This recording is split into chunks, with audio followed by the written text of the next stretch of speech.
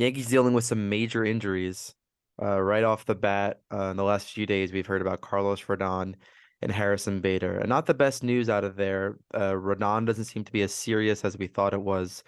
But what were your initial impressions of hearing about Carlos Rodon going down? So anytime you hear of a forearm strain, you immediately think, "Oh shit, it's Tommy John." Um, that's just any baseball players or baseball fans' worst nightmare. Just because we've seen it happen so many times. I mean, look at how bad the Severino situation turned out in 2020. He dealt with a similar type of strain. We just heard similar kind of news where it was a general forearm strain for several months, and then I think he ended up.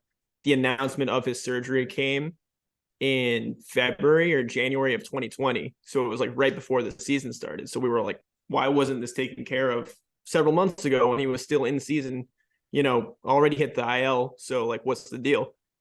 With this injury, just because Rodon is so confident about the way that he's talked about it, it does seem like it's not quite as severe, like it's not going to lead to a UCL injury because his UCL, according to the doctors, is intact. That's huge news just right off the bat. It sounds like a nice little shutdown should keep him from missing significant time. So that one, I feel like we can all kind of take one deep breath in and release. I think that he's not going to be in a situation where he misses more than hopefully five starts, if that. I still think we could see potentially 170 innings, 180 innings out of him, as long as he bounces back strong and like truly continues on a good path of recovery. That being said, the Harrison Bader injury is a lot different. Whenever you hear that specific injury in that part of the body, an oblique is not something to like really joke about just because it's going to nag on for quite a while. And it sounds like he has one of the most severe versions of that strain. So I'm interested to hear what you think about that. Yeah, well, first on Rodon, I kind of like where we ended up with him. Like you said, you always think about UCL. That forearm strain seems to be the precursor to a lot of those UCL injuries.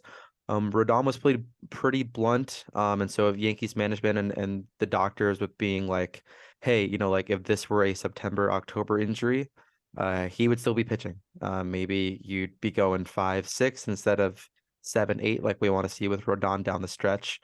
I appreciated how candid he was. I think I'm really gonna like Rodon. I think he has the great mindset. He kind of gets the media culture. I think like he's just gonna give honesty. He's gonna perform. He's gonna give heart. That's really all we look for with these players. Rodon has had some injury concerns in the past, which is what troubles me. It seems like these small flare-ups happen with every sort of pitcher nowadays. So if this is the one, great, get it out of the way now, have him slowly ramp up, and then maybe he's full throttle towards the end of May, towards June. They said he's out about 6 weeks, so that's probably missing 5 starts and then a bit of a build-up for the next 3 to 4. So that still works for us where we're at, but we're running thin on pitching depth and also on another key position, which is Harrison Bader in center field. I mean, we went about our uh, positional and roster building with the understanding that Harrison Bader was a gold glove lockdown defender who can give you on the high end the bat that he gave in the playoffs. And that oblique is just something that is not easy to recover from. He was dealing with a lower body injury last year that took him a long time to rehab, which is why we didn't see him for a month and a half after we traded for him. And he had been out for over a month before that trade happened. This really concerns me with Bader because if we're looking at backup center field options, um, we're looking at Aaron Judge, who we just gave a 9-year deal to. We're looking at an eager but probably not major league ready center fielder in Oswaldo Cabrera.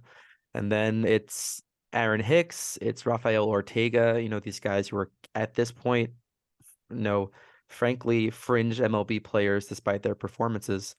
And it's really concerning to me. If this happened maybe 6 months later or 4 months later, and Jason Dominguez with some AA tearing it up and some AAA time is on the table, maybe I could spin zone my way into not thinking it's a big deal, but I think this is a massive blow. And this suddenly really thins out our positional player depth.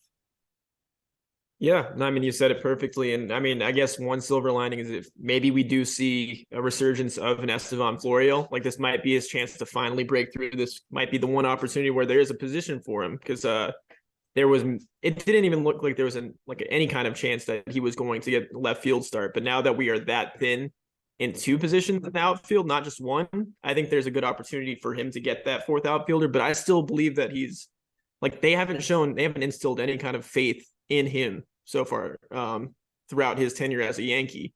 Anytime he gets called up, he's only up for what 10, 12 games, if that.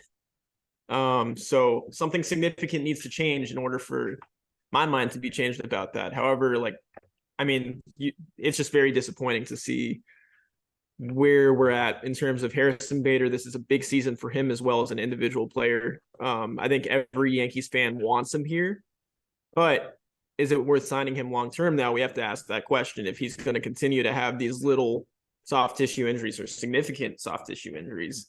They do pile on over the years, and he is 28 years old, but like, how long can he play if he's going to consistently be dealing with this kind of stuff? So yeah, I don't know if they're going to have a clear path for Dominguez this season. I mean, I think that we all believe that his bat is probably ready. Like, he can probably be serviceable in the lineup.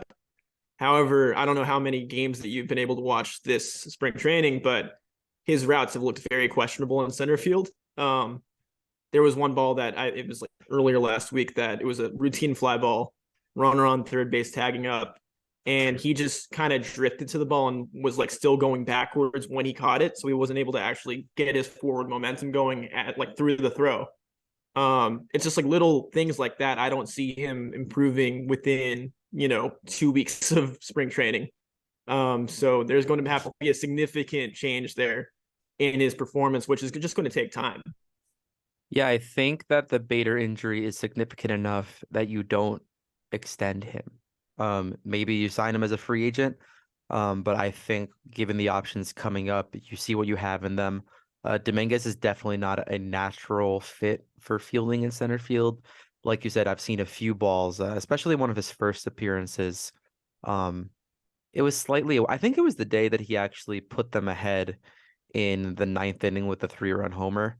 Um, but he was in center field and he kind of drifted to a ball coming in. I was like, oh, is there a lot of wind out today? And then there wasn't really that much wind. It was, just not the cleanest route. And we take it for granted. Like, it is hard out there. Like, I know what being a center fielder is like on guys who hit the ball 6,000 feet in the air.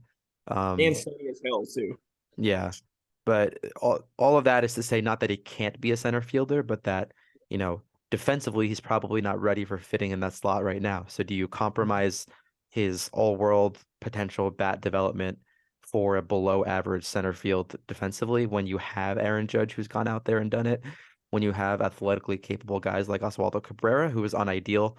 I don't see that happening, but Bader has been perennially an injury candidate, and he's going to start off this season for a good while. And it leads us into really thinking about what our outfield is, which we'll get into. I mean, today we're doing our bullpen position profile, mostly because the other categories of positions are kind of in flux right now. We have a shallow starting pitching, which we hope might get rectified. Maybe that's a free agent or trade piece. Same thing with the infield situation. We have a surplus of infielders. We don't know who's going to make the roster, who's going to be there on opening day, who really is the starting shortstop, even though we've seen IKF in recent days through both his quotes and his positioning seem like he's transitioning into more of a utility role. But Oswald Peraza seems like he's going to be the shortstop for now. But yeah, I think this is just an unideal situation, obviously. And I think Bader going down is really a killer, even more than Rodon. Rodon can come back and be healthy, and all's well that ends well. It's only a few games, but Bader, your key center fielder, out for the first 2 months of the year, I think is going to be a huge blow and just limit the Yankees, top end potential. And low end too, because he's such a sure-handed fielder and base runner that can give you that even when he's not getting on base and hitting at the level you want him to.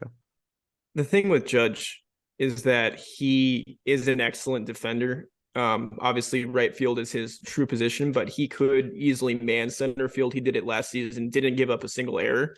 which is very impressive, but you don't want to put him there throughout an entire season. That's just like a waste of efficiency.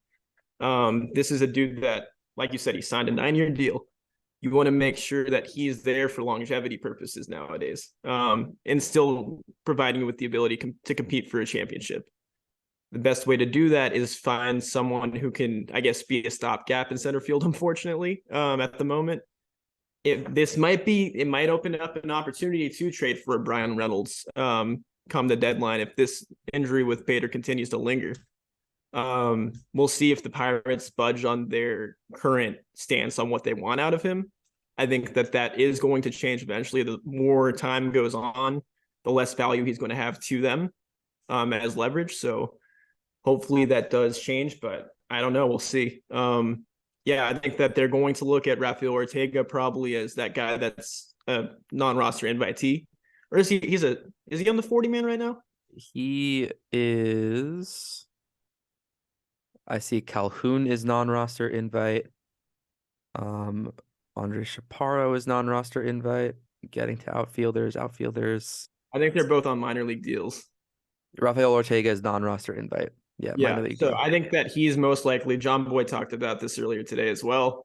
But I just believe that at this point he's the most well-rounded out of him and Calhoun. Just in terms of his physical stature, I think that he can man defensively center field like as well as anyone. And he's proven also, that at an MLB level, like 100 games in center field, like each of the past few years. Exactly, and he's proven that he can hit the hell out of the ball, especially when a righty is pitching. If it's a lefty, then he's just about obsolete. But they have options where they could platoon if they want to. That might be a time where you use an Oswaldo Cabrera out there if you want to like switch one with another. But at the same time, it's just like I would prefer some actual certainty for once with the outfield situation. We haven't had that for a whole season, 2 seasons now. Yeah, I'm thinking that Willie Calhoun, like his bat has looked really good, but he's more so been contact oriented. I've already mentioned on here before, but I don't think his frame is fit to be a full-time outfielder. He is more beneficial as a DH, and I just don't see them needing him at DH because they already have several players that are going to need to rotate in the DH position throughout the season. So, and I'm leaning Ortega right now, and unfortunately, Aaron Hicks is probably going to get more run than we wanted him to, which is what that's coming down to. He's just at this point a professional outfielder who's been doing it for a while, but he hasn't shown me anything special. He hasn't shown any kind of like improvements defensively this entire spring training so far.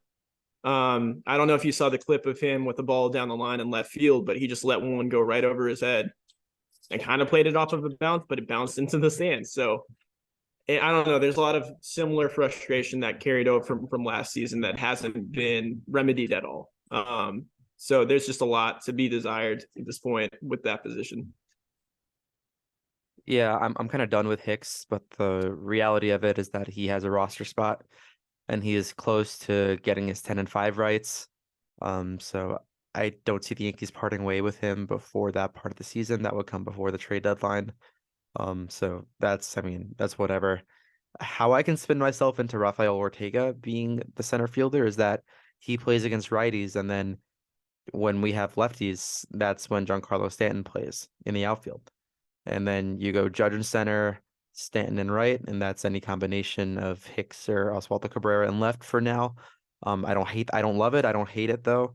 And Stanton mashes lefties like one of the best all-time power hitting players in Major League history against left-handed pitching. So if that's how he stumbles into his 40, 50, 60 games, the quote that Boone gave about how many outfield games Stanton's going to play, I could see that happening until Bader returns, and then we'll see where the deadline gets us, and who is come August 1st, who is our outfield looking like from there. But I think we'll get more to outfield when we go over that positional stuff, because there's some more injuries that we have to talk about in our pitching.